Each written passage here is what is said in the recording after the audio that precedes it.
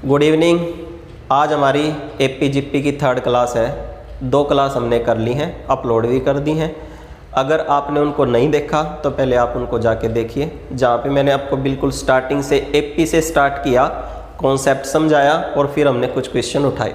आज हम उससे आगे चलते हैं और एपी से ही कुछ और क्वेश्चन लेते हैं, जहाँ पे हम योग करना सीखेंगे। समानांतर श्रेणियों का योग कैसे करना है, आज हम इसके बारे में पढ़ेंगे। ठीक है, तो चलो आज की क्लास स्टार्ट करते हैं।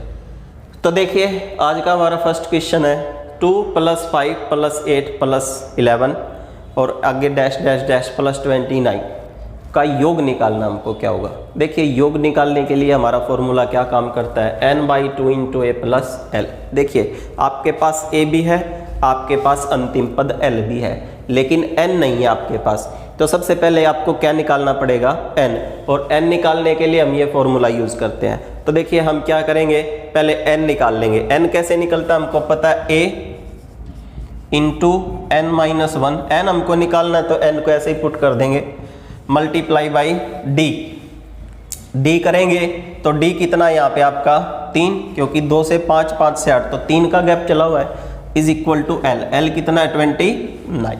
ठीक है, इक्वेशन पे पुट किया। देखिए, 2 उधर जाएगा, क्या हो जाएगा, लेस। 2 को लेस करेंगे तो कितना गया 27। 3 से डिवाइड करेंगे तो 9, n-1 = 9, देन n = 10। तो n कितना आपका 10 है। 10 पद है आपके, n आपको मिल गया। अब आपको निकालना योग, और योग निकालने के लिए हमारा क्या फॉर्मूला है, n/2 × a + l। तो n हमारा कितना है 10/2 इंटू a कितना है 2 प्लस l कितना है 29। यहाँ से इसको सोल्व कर देंगे तो हमारा 2 से लेके 29 तक के 10 पदों का योग निकल के आ जाएगा। तो देखिए, ये कितना हो गया यहाँ पे, अगर मैं इसको 5 से काट दूँ तो 5 गुणा में कितना हो गया 31। ये 5 एकम 5 और 5 दिए 15, तो कितना आ जाएगा आपका योग 155 आ जाएगा। ठीक है, समझ में आया। क्या किया, हमारे पास n नहीं था, हमने क्या किया, पहले n निकाल लिया।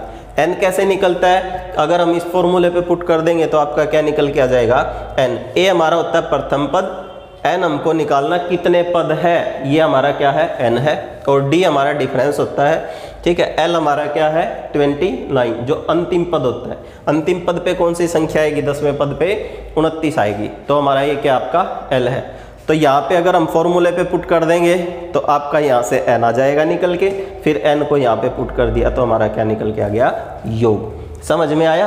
आगे चलो, देखो, देखिए भाई, हमारा नेक्स्ट क्वेश्चन सेम टाइप है, योग निकालना है 5 से 19 तक का। सभी का डिफरेंस कितने का है, सारवंतर 1 है। ठीक है, 5 से 6, 6 से 7, 7 से 8। तो सबसे पहले हमको n निकालना है। n कैसे निकलेगा, फॉर्मूले पे पुट करेंगे। पहली संख्या प्लस में इंटू n हमको निकालना है -1 गुणा में d = l। l हमारा कितना है 90। ठीक है, बस यहाँ से ये जाएगा, हम क्या करेंगे, इसको लेस कर देते हैं यहाँ से, तो कितना हो जाएगा 14 बराबर है n-1। तो 1 उधर जाएगा तो n का मान कितना आ गया 15, तो n = 15। या हम सीधा भी निकाल सकते थे। देखिए, 5 से स्टार्ट हो रही है तो 5 से पहले 4 संख्याएं होती है, 19 से 4 घटा देंगे तो कितना आ जाएगा आपका 15 आ जाएगा। ठीक है, ऐसे भी आप निकाल सकते हो। अब आपको योग निकालना है, तो योग कैसे निकलता है, n/2 × a + l। बस यहाँ से इसको सोल्व करना है, इसको सोल्व कर देंगे हमारा योग निकल के आ जाएगा। 15/2 × 24, ये हो गया 12, और 15 और 12 को मल्टीप्लाई करते हैं तो कितना आता है आपका 180, और यही आपका क्या निकल के आ जाएगा आंसर। ठीक है, समझ में आया ना योग कैसे निकालना है। आगे देखो, देखिए भाई, हमारा नेक्स्ट क्वेश्चन एपी है 1 + 2 + 3 + 4 + 99 + 100, और फिर ऐसे ही सीरीज आपकी 99 + 98 +++1 = वट। देखिए, सबसे पहले तो क्या है, बच्चे इसको देख के डर जाते हैं, उनको पता नहीं है ना तरीका कैसे करने का है, तो ये उनको बड़ा मुश्किल लगता है, लेकिन ये बड़ा इजी क्वेश्चन है। अगर ध्यान से देखें तो देखिए, हमको यहाँ पे 1 से 99 तक की संख्याएं दिख रही है, और यहाँ पे भी 1 से 99 तक की संख्याएं हैं, और हमको पता है कि n पदों वाली संख्याओं का योग कैसे निकलता है, n/2 इंटू ए प्लस एल। अब देखो आपके पास यहाँ पे ए भी है और आपके पास एल भी है और एन भी है, क्योंकि लगातार संख्याएं हैं तो 1 से 99 तक कितनी संख्याएं होंगी, 99 संख्याएं होंगी, 99 संख्याएं होंगी। तो अगर मैं इसको फॉर्मूले पे पुट कर दूं, हम पहले 1 से लेके 99 तक का योग निकाल लेते हैं। देखिए n कितना है 99 बटे में 2 इंटू ए कितना है आपका 1 और प्लस एल कितना है 99, ए और ये आपका एल है। क्लियर यहाँ तक। अब देखो अगर मैं इसको यहाँ से सोल्व कर दूं मल्टीप्लाई बाई 100, तो अगर मैं इसको सोल्व करूं यहाँ से तो कितना आ जाएगा 4950। मतलब 1 से लेके 99 तक की कुल संख्याओं का योग कितना होता है 4950 होता है। अगर 1 से लेके 99 तक की संख्याओं का योग 4950 है तो ये भी तो 1 से लेके 99 तक की संख्याएं हैं, तो इनका योग भी कितना होना चाहिए 4950 होना चाहिए। 1 से लेके 99 है तो ये भी 1 से लेके कितनी है 99 है। ठीक है, तो 4950 तो इसका और 4950 इसका। ठीक, लेकिन अभी भी आपके पास क्या बाकी है 100 बाकी है, तो 100 बाकी है तो 100 को और क्या कर देते हैं यहाँ से प्लस कर देंगे। अगर सभी को प्लस कर दे तो आपका क्या निकल जाएगा, इन सभी का योग निकल जाएगा। तो सभी को अगर हम प्लस करते हैं तो कितना आ जाएगा 10,000 आ जाएगा। तो इन सभी संख्याओं का जो योग होगा वो कितना होगा 10,000 होगा। समझ में आया? अगर समझ में नहीं आता, कुछ भी डाउट है तो आप एक बार फिर से इसको देख सकते हो। देखिए अगला क्वेश्चन चलते हैं, देखते हैं क्या टाइप है। देखिए भाई हमारा नेक्स्ट क्वेश्चन है 100 तथा 200 के बीच सभी विषम संख्याओं का योग क्या होगा। 100 और 200 के बीच हमको पता है, देखिए 100 और 200 के बीच में 101 पहली होगी, 103 ऐसे चलते चलते 199 क्या होगी आपकी लास्ट की। ए आपके पास है, एल आपके पास है, डिफरेंस आपको पता है सभी का 1 है, लेकिन एन आपको निकालना है ना, और एन आप यहाँ से सीधा भी निकाल सकते हो।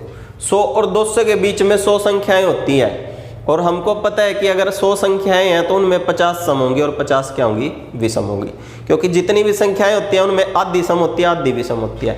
मैं आपको बोल दूं 500 तक सम संख्याएं बताओ तो 250 है और विषम बताओ तो 250 है। तो हमको पता लग गया कि 100 से 200 तक जो n है, जो विषम संख्याएं हैं वो कितनी है 50 है। n मिल गया, a मिल गया, d मिल गया, l मिल गया, हमको योग ही निकालना है ना, और योग के लिए तो ये फॉर्मूला काम करता है हमारा। तो हम फॉर्मूले पे पुट करते हैं n/2 इंटू ए प्लस एल। 101 में 199 जोड़ देंगे तो कितना हो जाएगा 300। बस इसको यहाँ से अगर मैं डिवाइड कर दूँ 150 और 15 5 75, तो आपका योग कितना हो जाएगा 7500। तो 100 से लेके 200 तक कि सभी विषम संख्याओं का योग कितना होता है 7500 होता है, 7500। समझ में आया?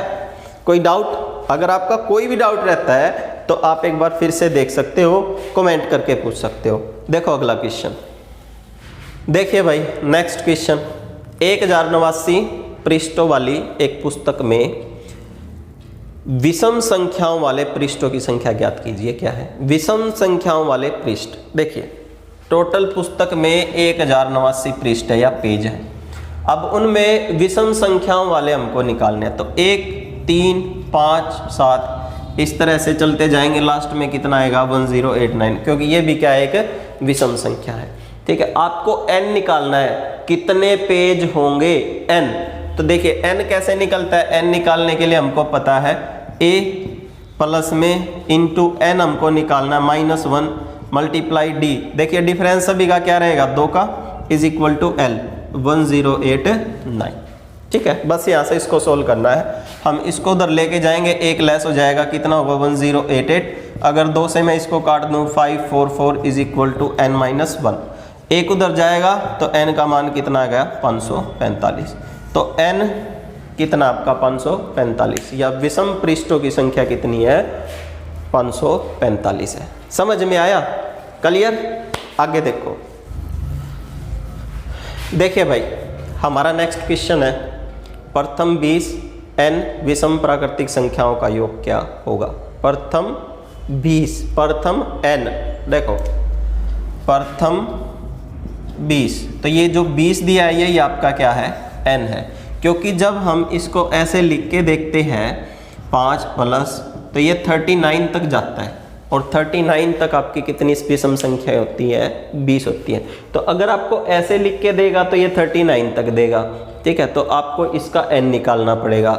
लेकिन अगर ऐसे ही लिख के दे दे तो आपको पता है कि n आपका क्या है, 20 है। प्रथम 20 या प्रथम n, और प्रथम n प्राकृतिक संख्याओं का योग कैसे निकलेगा, n/2 into a plus l। तो n आपके पास है 20 बटे में 2 इंटू a कितना आपका 1 प्लस l कितना है 39। अगर मैं इसको यहाँ से काट दूँ तो ये कितना हो जाएगा 40, और 40 को 10 से मल्टीप्लाई करेंगे तो कितना हो जाएगा 400। तो पहली 20 विषम संख्याओं का योग कितना होगा आपका 400 होगा। समझ में आया, इजी क्वेश्चन है। आगे देखो, देखिए भाई नेक्स्ट क्वेश्चन समानांतर श्रेणी है, a-2 3a है, तो a का मान बताइए क्या है। देखिए a का मान कैसे निकलेगा, a का मान निकालने के लिए हम क्या करेंगे, हमको पता है कोई भी समानांतर श्रेणी जो होती है वो किस फॉर्म में लिखी जाती है, a-d, a-2d, a-3d, और जो d होता है वो कैसे निकलता है, हम क्या करते हैं सेकंड से फर्स्ट को या थर्ड से सेकंड को या फोर्थ से थर्ड को अगर लेस कर देते हैं तो आपका क्या निकल के आ जाता है, डी निकल के आ जाता है, सार्वंतर।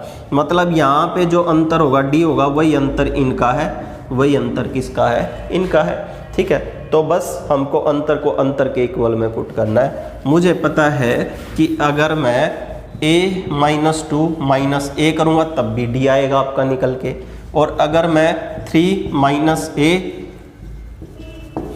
-2 करूँगा तब भी क्या आपका आएगा निकल के d आएगा। यहाँ से भी सार्वंतर निकल के आएगा और यहाँ से भी सार्वंतर निकल के आएगा, और दोनों सार्वंतर है तो दोनों को हम क्या कर देंगे, इक्वल में पुट कर देंगे। अब यहाँ से अगर इसको सोल्व करते हैं तो a का मान निकल के आ जाएगा। देखिए बार अगर माइनस है तो अंदर वाले साइन क्या हो जाते हैं, चेंज हो जाते हैं, तो ये क्या हो जाएगा आपका प्लस हो जाएगा। देखिए a से a कैंसिल हो जाएगा, माइनस कितना बचा 2 is equal to 3a minus a plus 2, plus 2 इधर आएगा तो -2 आ जाएगा, -2 कितना हो गया -4, और 3 में से एक a गया तो कितना बच गया 2a, तो a का मान कितना आ गया -2, ठीक है। तो यहाँ से आपका क्या निकल के आ जाएगा, a का मान निकल के आ जाएगा। हमने क्या किया, सार्वंतर को सार्वंतर के इक्वल में पुट कर दिया। जैसे अगर आपकी कोई भी सीरीज है 5, 8, 11, 14, तो देखिए अगर मैं 8 से 5 घटा दूँ 3 आएगा, 11 से 8 घटा दूँ 3, 14 से 11 घटा दूँ 3, हर कंडीशन में आपका सार्वंतर या जो d है वो सेम रहेगा। तो अगर यहाँ से इसको लेस करे तब भी d आएगा, यहाँ से इसको लेस करे तब भी d आएगा, तो d को इक्वल रखेंगे तो यहाँ से a की वैल्यू निकल के आ जाएगी। समझ में आया। तो भाई आज की क्लास में हमने एपी से कुछ क्वेश्चन उठाए, योग कैसे करना है आज हमने ये सीखा। एपी जो थी उसका समानांतर श्रेणियों का योग कैसे होगा, ये चीज़ें आज हमने सीखी। होप कि आपको समझ में आया होगा। अगर आपको समझ में आता है तो आप जो है वीडियो को लाइक कर दो, शेयर कर दो, कमेंट करो, और अगर अभी तक चैनल को सब्सक्राइब नहीं किया तो आप चैनल को सब्सक्राइब कर सकते हैं। अगली क्लास में हम गुणोत्तर श्रेणी के बारे में पढ़ेंगे, जीपी के बारे में, ठीक है। तो मिलते हैं अगली क्लास में, तब तक के लिए गुड बाय।